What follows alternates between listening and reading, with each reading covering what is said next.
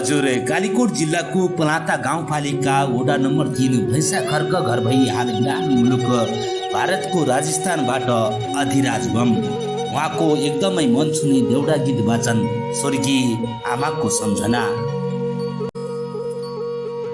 परदेशी छोरा परदेशै छ कठै मेरी आमा, परदेशी छोरा परदेशै छ कठै मेरी आमा, माघ बाइग्यो फागुन लाग्यो काछौ मेरी आमा, माघ बाइग्यो फागुन लाग्यो काछौ मेरी आमा।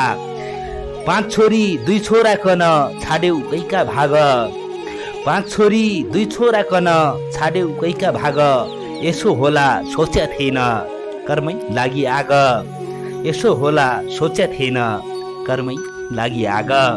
कठ केही महँगो सुन चाँदी केही महँगो तामा, केही महँगो सुन चाँदी केही महँगो तामा, सम्झिरहन्छु रात दिन जन्म दिने आमा, सम्झिरहन्छु रात दिन जन्म दिने आमा।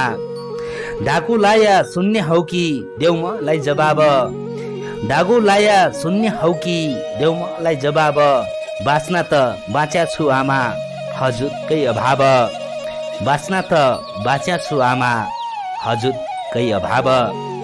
कठ 2 वर्षसम्म परदेशै छु घरमा आउने नाइ, 2 वर्षसम्म परदेशै छु घरमा आउने नाइ, आमा भन्ने शब्द अब म दुखी पाउने नै, आमा भन्ने शब्द अब म दुखी पाउने नै। आमालाई सम्झेका बेला पिलपिल बग्दा आँसु, आमालाई सम्झेका बेला पिलपिल बग्दा आँसु, आँखामा आँसुका ताल्छन् कसो गरी हाँसु, आँखामा आँसुका ताल्छन् कसो गरी हाँसु।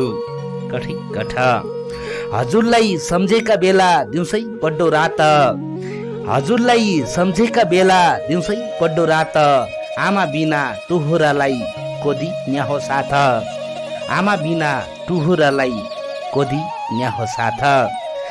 कठै मेरा यही कर्ममा परदेशिने भाग, कठै मेरा यही कर्ममा परदेशिने भाग, अब कहिले रम्न पाउला आमा तम्रा काख, अब कहिले रम्न पाउला आमा तम्रा काख। कठ एकदमै मन छुने गीत, यसको लागि धेरै धेरै धन्यवाद छ।